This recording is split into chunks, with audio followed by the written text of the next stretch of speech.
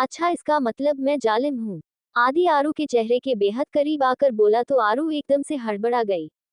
हाँ, हाँ, हो ही जालिम, वरना कोई अपनी मासूम सी बीवी को ऐसे डरा धमका कर दवाई खिलाता है, और चलो मान लो खिला भी दी तो उसके बाद ऐसा थोड़ी करता है कोई कि अपनी बीवी को चॉकलेट भी न खाने दे। पहले तो आरू हकलाई पर आखिर में एटीट्यूड के साथ बोली। अच्छा, तो मैं इसलिए बुरा हूँ क्योंकि मैं तुम्हें चॉकलेट नहीं खाने देता? आदि ने आरू के कंधे पर अपना चेहरा रखते हुए कहा। इसी के साथ उसने आरू के बाल भी खोल दिए। आदि की बात सुनकर आरू ने जोर से हाँ में अपना सर हिला दिया। ठीक है, फिर तुम्हें ठीक करने के लिए तो मुझे ये बुरे होने का टैग भी अपने ऊपर लेना मंजूर है, आदि ने अपनी दिलकश सी आवाज में कहा। आरू की तो सांसें अटकी हुई थी, वहीं आदि का चेहरा पूरी तरह से आरू के बालों में गुम था। आरू के खुले बाल उसे मदहोश कर रहे थे। आदि ने आरू का चेहरा अपने हाथों में भरकर अपने चेहरे के करीब कर लिया।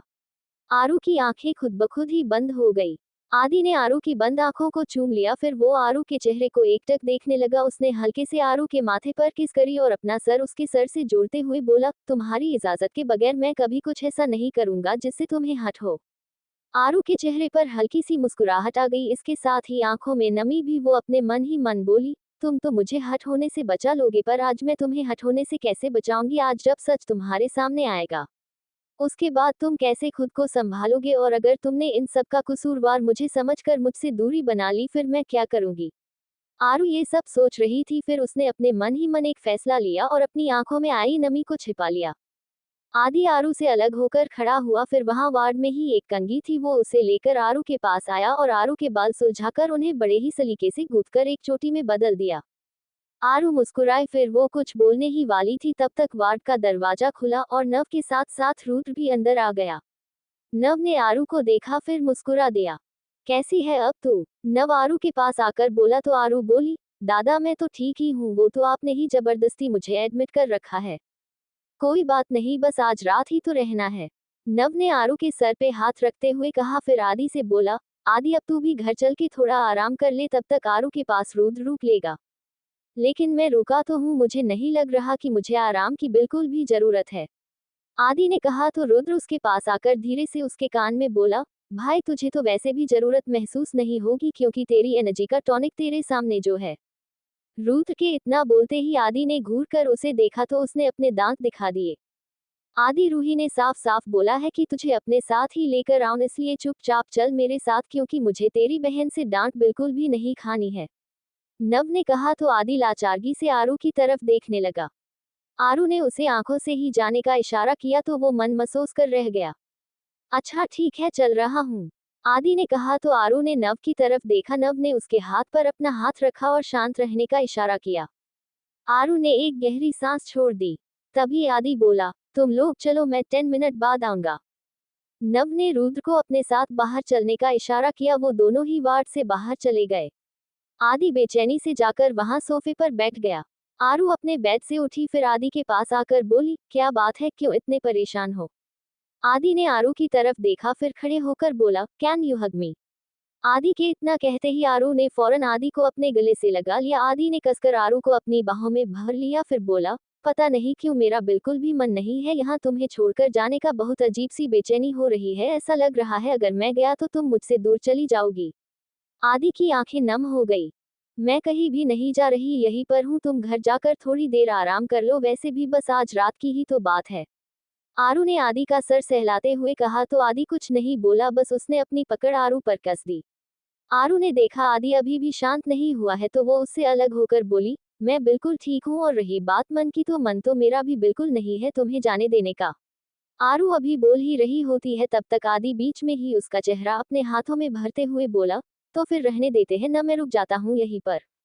नहीं, तुम चुपचाप से घर जाओगे और रेस्ट करोगे, आरू ने कहा तो आदि ने अपने हाथ हटा लिए और बाहर जाने लगा। तभी आरू ने पीछे से ही आदि को अपने गले लगा लिया और धीरे से बोली, तुम मुझसे कभी नफरत तो नहीं करोगे ना?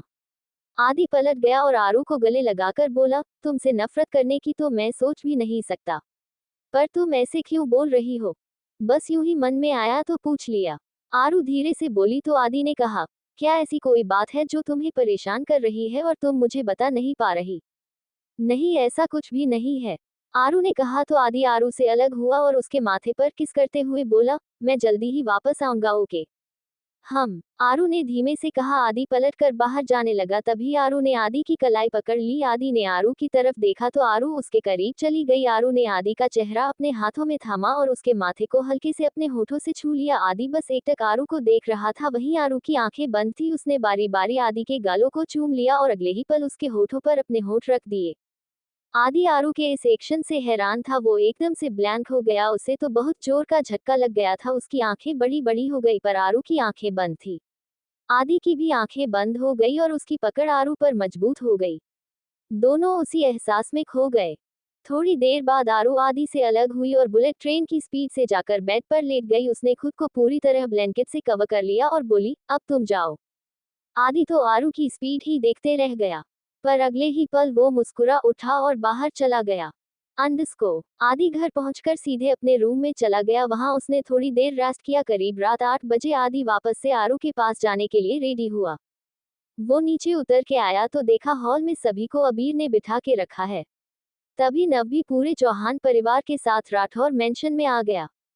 क्या हो रहा है, कोई मुझे बताएगा? देवेंद्र जी राकेश जी के पास आकर बैठते हुए बोले तो नव बोला, बस कुछ देर रुक जाइए पापा, मैं सब कुछ समझाता हूँ आपको। लेकिन तुम सबने ये पंचायत बैठाई क्यों है? महेश जी ने कहा। तभी गेट पर से एक आवाज आई, ताकि आप सब मुझसे मिल सके। सबने आवाज की दिशा में रुख किया तो सबकी आंखें फटी की फटी रह गई। गेट पर यश जी खड़े थे। उनके पीछे ही कुछ कमांडो भी थे। वो चलकर अंदर आए। यश, तुम जिंदा हो, देवेंद्र जी खुशी से भरकर बोले और उन्होंने यश जी को अपने गले लगा लिया। राकेश जी और रावेंद्र जी ने भी यश जी को गले लगाया। वहीं सीमा जी और राखी जी तो रो पड़ी। उनकी आंखों से आंसू बहने लगे। यश जी ने राखी जी के पैर छुए और सीमा जी के सर पे हाथ रखते हुए बोले, बहुत खुशी हुई आप दोनों से मिलकर। थोड़ी देर बाद सब लोग एक साथ बैठे हुए थे। अगर तुम उस दिन बच गए थे तो आज तक हम लोगों के सामने क्यों नहीं आए? देवेंद्र जी ने कहा तो यश जी अपनी जगह से उठकर खड़े होते हुए बोले, वो सब मैं आपको बाद में बताऊंगा, फिलहाल के लिए मुझे आप सभी को एक राज की बात बतानी है। कैसी राज की बात? सरिता जी ने हैरानी से कहा तो आदि बोला, मॉम थोड़ी देर वेट करिए, आपको सब पता चल जाएगा। आदि को लग रहा था कि यश जी वो सब बताएंगे जो आरू ने उसे बताया और ये बात सच भी थी। लेकिन इसी के साथ यहाँ पर आज उस इंसान का नाम खुलकर आएगा जो बहुत कुछ करने की सोचे बैठा है। यश जी हल्के से मुस्कुरा दिए। फिर उन्होंने बोलना शुरू किया, जैसे कि आप सबको पता है कि दीदी और जीजा जी की मौत एक एक्सीडेंट में हुई थी। उसी एक्सीडेंट में अंकल आंटी भी मारे गए और उस वक्त कार में मैं भी था। पर शायद आप लोगों को ये नहीं पता कि वो कोई एक्सीडेंट नहीं बल्कि प्री प्लान मर्डर था।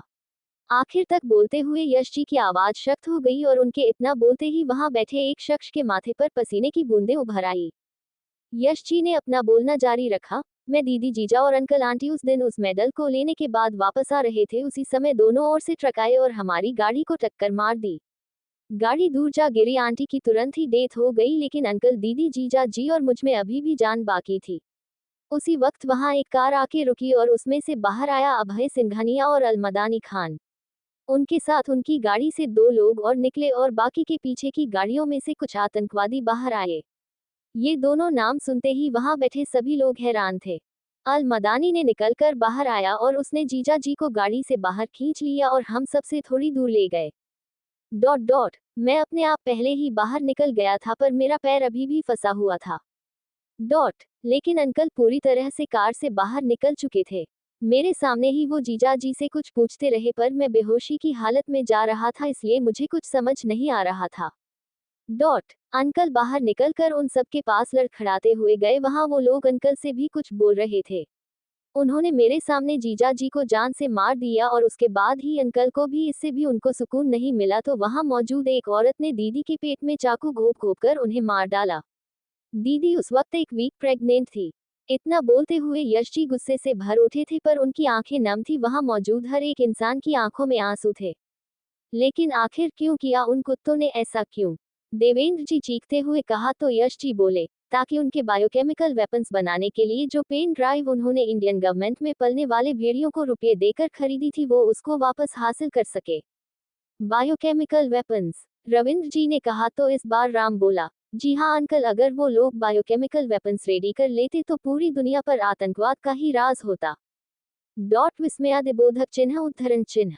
इतना बोलते हुए उसने वहां लगा प्रोजेक्टर ऑन कर दिया और अपना बोलना जारी रखा, जैसा कि हमें पता है कि अंकल को उन लोगों ने टॉर्चर किया था, उसी समय उनके कैंप में रहते हुए अंकल को ये बात जब पता चली तब उन्होंने वो पेन ड्राइव और आगे चलकर इंडिया पर जो अटैक्स होने वाले थे उनकी हार्ड कॉपी और सॉफ्ट कॉपी सब कुछ लेकर वहां से भाग आए, पर जैसे ही वो इंडियन बॉर्डर में एंटर हुए वो बेहोश हो गए। इसके बाद का आपको भी पता है कि कैसे वो सबको मिले, फिर उनका ट्रीटमेंट एंड ऑल।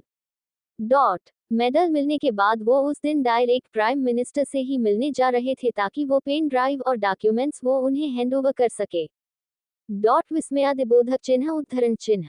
राम ने अपनी बात खत्म की ही थी तब तक यश जी बोले, लेकिन जीजा जी उन्हें पेन ड्राइव देते उससे पहले ही उन लोगों ने उन्हें और मेरी दीदी के उस बच्चे को मार दिया जो अभी इस दुनिया में आया भी नहीं था। आदि बच्चे की बात सुनकर हैरान था क्योंकि उसे ये बात पता नहीं थी। क्या उसे आरू ये बात पता है? आदि ने पूछा तो नव बोला, उसे सब पता था लेकिन इस बारे में नहीं पता, क्योंकि अगर उसे ये बात पता चल जाती तो फिर वो अपने उस रूप में आ जाती जिसके बारे में वो लोग सोच भी नहीं सकते। नव के इतना कहते ही सभी परिवार वाले हैरान थे क्योंकि उन सभी को तो यही लगता था आरू को कुछ नहीं पता। L two be continue. नव के इतना कहते ही सभी परिवार वाले हैरान थे क्योंकि उन सभी को तो यही लगता था आरू को कुछ नहीं पता। आरू को पता था कि हम उसके असली मम्मी पापा नहीं है। रविंद्र जी ने पूछा तो राम बोला, जी अंकल, आरू को अभी से नहीं बल्कि बहुत पहले से पता है।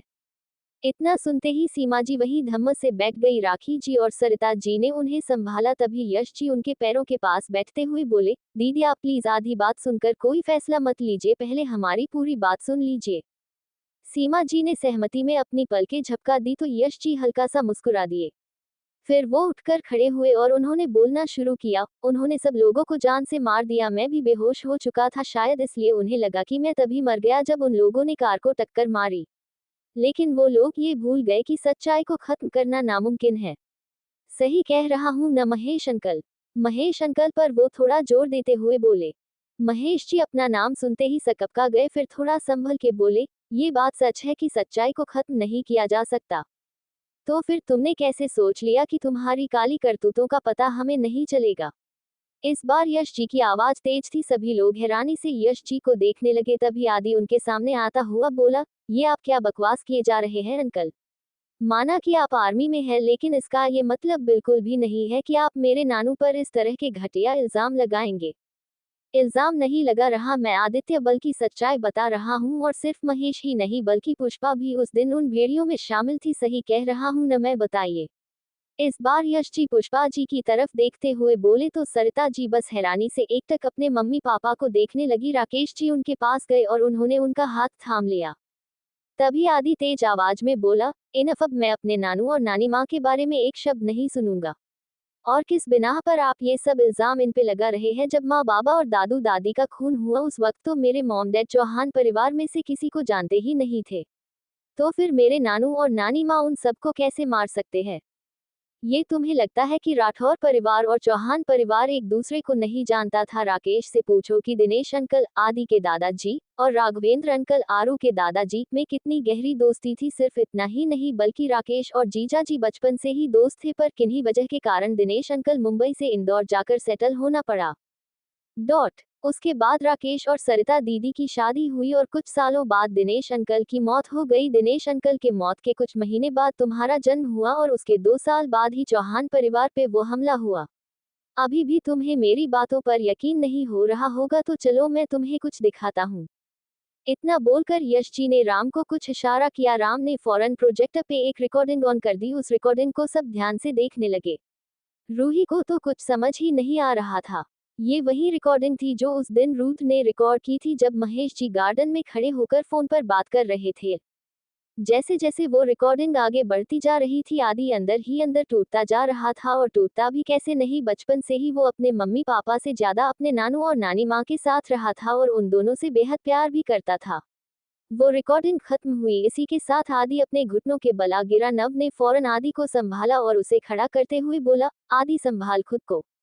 उसने अपनी भरी आंखों नव की तरफ देखा और बोला, क्या आरू को इस बारे में भी सब पता था? नव ने हाँ में अपना सर हिला दिया। कब से? आदि ने पूछा तो यश जी बोले, जब तुम यहाँ पर आए उसके ठीक 2 दिन बाद से उसे सब पता था और उसने सब प्लान भी कर लिया कि इन दोनों को यहाँ पर कैसे बुलाना है। आदि महेश जी और पुष्पा जी के सामने जाकर खड़ा हुआ, आखिर क्यों? क्यों किया आप दोनों ने ये सब सिर्फ उन चंद पैसों के लिए? तो ये सब आप लोग कर ही नहीं सकते क्योंकि आप दोनों के खुद के पास इतना पैसा है, तो फिर क्यों नानू क्यों किया? आदि गुस्से के साथ साथ तड़प कर बोला। क्योंकि मैं तेरा नानू नहीं हूँ आदि, और न ही ये तेरी नानी माँ है। महेश जी इस बार गुस्से से भरकर बोले। उनके इतना कहते ही जहां सबके चेहरे पर हैरानी के भाव आ गए, वहीं यश जी और नव के चेहरे पर मुस्कुराहट आ गई। ये आप क्या? आदि बोल ही रहा था, तब तक महेश जी ने झुककर अपने पैरों की तरफ से एक पिस्टल निकाली और राखी जी को पकड़कर उन पर तान दी और बोले, अब अगर किसी ने कुछ भी हरकत की तो मैं इसको जान से मार दूंगा। नहीं कादिर खान, तुम ऐसा कुछ नहीं करोगे। यश जी आगे बढ़ते हुए बोले तो वो ट्रिगर पर अपनी पकड़ मजबूत करते हुए बोले, मैं जब इतने लोगों को मार सकता हूँ तो इसे मारना मेरे लिए कोई बड़ी बात नहीं है। वो अभी बोल ही रहे थे तभी उनके हाथ पर एक गोली आ लगी। उनके हाथ से फौरन गन गिर गई और उन्होंने अपने दूसरे हाथ से अपना हाथ पकड़ लिया। सबने उस ओर नजर उठाई जहां से गोली चली थी, तो वहां करण खड़ा था, उसके पीछे ही शौर्य और अमन भी थे। करण अंदर बढ़ते हुए बोला, रूथ सर ने मुझे इन्फॉर्म कर दिया था कि आज कादिर खान और राबिया खान हमारे इंडियन टेररिस्ट सेंट्रल जेल के मेहमान के रूप में आने वाले हैं, तो मैंने सोचा आरू न सही लेकिन मैं तो इनका स्वागत करने आ ही सकता हूँ। डोंट वरी कादिर खान, तेरे उस अभय सिंघानिया को तो हम लोग अरेस्ट कर ही चुके हैं, अब बारी है तेरी और उसके बाद तेरे प्यारे मालिक अल मदानी की। करण की बात सुनकर यश जी मुस्कुरा दिए, पर आदि अभी भी बस एकटक कादिर को देख रहा था, या कह सकते हैं कि यकीन करने की कोशिश कर रहा था जो कुछ भी उसने सुना वो सच है। राकेश जी ने देखा कि आदि अभी भी यकीन नहीं कर पा रहा, तो वो आगे बढ़े और उन्होंने कमांडोज को कुछ इशारा कर दिया। सभी कमांडोज ने आगे बढ़कर राबिया और कादिर को पकड़ लिया। राकेश जी आगे आए, उन्होंने आदि के कंधे पर हाथ रखा, फिर हल्की तेज आवाज में बोले, राम वो डॉक्यूमेंट्स इधर लाओ। उनके इतना बोलते ही राम बोला, यस बॉस। सभी हैरानी से राकेश जी को देखने लगे। यश जी मुस्कुराकर वहीं सोफे पर बैठ गए। ये सच है आदि कि ये दोनों तेरे नाना नानी नहीं है? तुझे शायद याद होगा करीब 2 साल पहले तू और तेरे नाना नानी कहीं जा रहे थे। उसी वक्त तेरी कार का एक्सीडेंट हुआ था और अबीर ने तेरी हेल्प करी थी। उस वक्त इसने उन दोनों को और तुझे हॉस्पिटल पहुंचाया था और उसके बाद से ही तेरी और अबीर की दोस्ती की शुरुआत हुई। विस्मयादिबोधक चिन्ह उद्धरण चिन्ह। इतना सुनकर आदि ने हाँ में अपना सर हिला दिया, तो राकेश जी ने आगे बोलना शुरू किया। उस दिन अबीर के आने से पहले ही ये दोनों वहां पहुंच गए और तेरे नाना नानी को मार डाला, फिर खुद उनकी जगह पर लेट गए। तभी अबीर आया, उसने तुम लोगों को हॉस्पिटल पहुंचाया, वहां डॉक्टर को भी इन लोगों ने पैसे खिलाए इनकी नकली ड्रेसिंग करने के लिए। फिर उन्होंने कुछ डॉक्यूमेंट्स आदि के आगे करते हुए कहा, ये देख इनकी प्लास्टिक सर्जरी के डॉक्यूमेंट्स जो इन दोनों ने दुबई के हॉस्पिटल में करवाई थी। आदि ने उन डॉक्यूमेंट्स को अपने हाथ में लिया और उन्हें देखने लगा, फिर हंसते हुए बोला, कमाल की बात है न डैड, यहाँ पर सबको सब कुछ पता है सिवाय मेरे।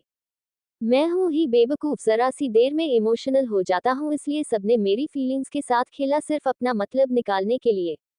इतना बोलते हुए वो राबिया के सामने गया, फिर बोला, आपको सिर्फ वो पेन ड्राइव चाहिए थी इसलिए आपने मेरी फीलिंग्स के साथ खेला है ना? आपने पिछले 2 साल से क्या बढ़िया खेल खेला मेरे साथ। मैं तो आपको ही अपनी नानी समझकर आपसे सब कुछ शेयर करता रहा, पर आपने क्या किया?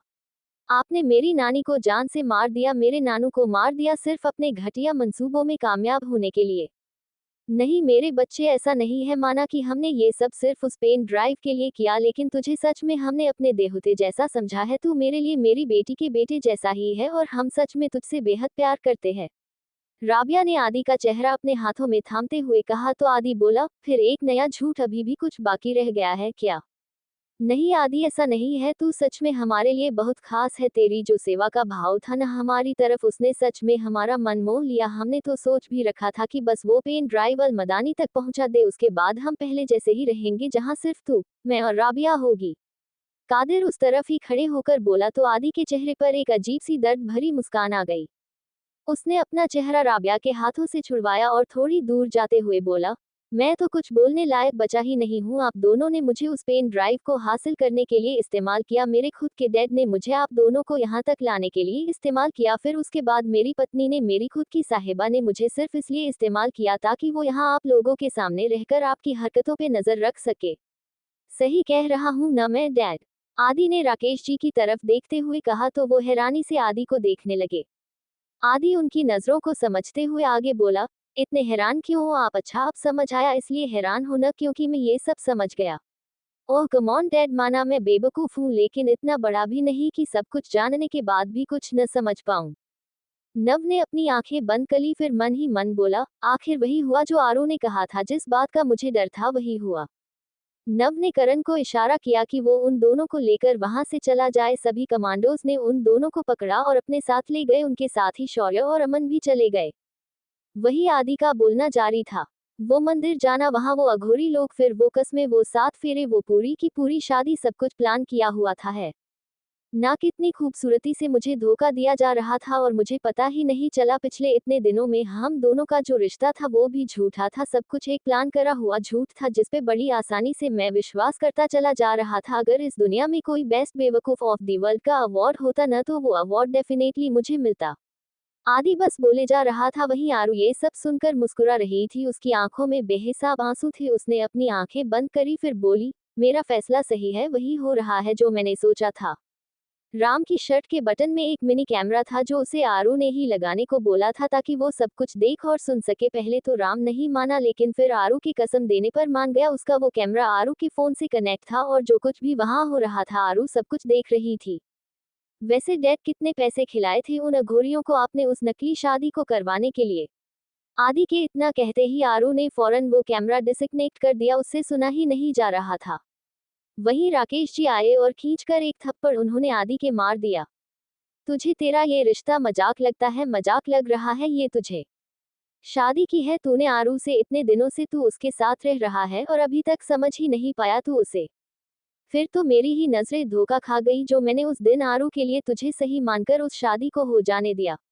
अरे वो तो शादी के बाद भी तिल तिल तड़प रही थी ये सोचकर कि वो तुझे धोखा दे रही है, लेकिन मैंने उसे तुझे बताने से मना किया था। उसके बाद भी उसने तुझे बताने की कोशिश की, लेकिन मैं हर बार उसे रोक देता था।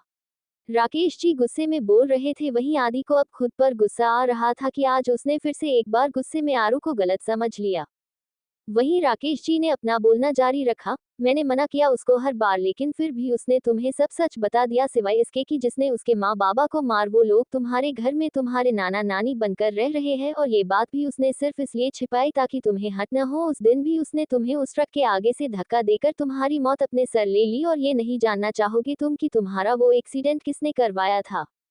मैं बताता हूँ तुम्हें, तुम्हारा वो एक्सीडेंट भी इन दोनों ने ही करवाने का ऑर्डर दिया था ताकि ये लोग सिडनी पहुंच सके अपनी उस डील को क्रैक करने के लिए, लेकिन आरू ने पहले ही इनके साथियों को मौत के घाट उतार दिया। राम, उस ड्राइवर की स्टेटमेंट की वीडियो क्लिप चलाओ। इस बार राकेश जी राम से बोले। राम ने फौरन वो क्लिप चला दी जिसमें उस ड्राइवर ने कबूल किया कि वो एक्सीडेंट उसने जानबूझकर किया, लेकिन उसे आरू नहीं आदि का एक्सीडेंट करने को बोला था। आज भी उसका मुझे मैसेज आया कि मैं ये सब होने के दौरान तुम्हें संभाल लूं, तुम्हें कम से कम हट होने दूं, लेकिन तुमने तो उसे और अपने रिश्ते दोनों को ही झूठा साबित कर दिया। एक बार फिर से राकेश जी आदि की तरफ रुख करते हुए बोले। आदि ने राकेश जी के दोनों हाथ पकड़े और अपने दोनों गालों पे मारते हुए बोला, मारिए डैड, मारिए और मारिए मुझे, मैं हूं ही ऐसा, हर बार अपने गुस्से में आकर उसके बारे में गलत बोल देता हूं, हर बार उसको हट कर देता हूं। आदि अभी बोल ही रहा था तभी नव का फोन बजने लगा। उसने कॉल रिसीव करी तभी उधर से कुछ कहा गया जिसे सुनकर नव धम्म से सोफे पर जा बैठा। To be continue.